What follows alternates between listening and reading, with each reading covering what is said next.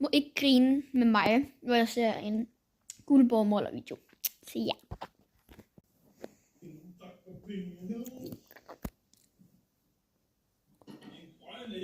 Kan jeg vide, om det her det skulle være en rosine?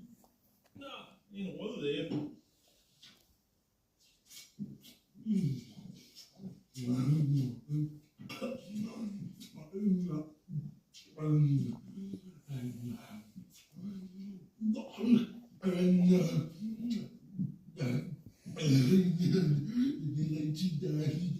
Og det næste segment står på aflivning af fede svin.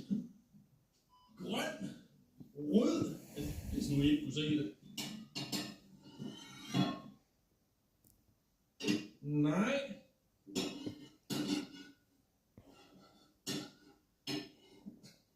Molla, du må komme. Ja, den ligger ikke for godt. Så gør vi rundt om en enebærbusk.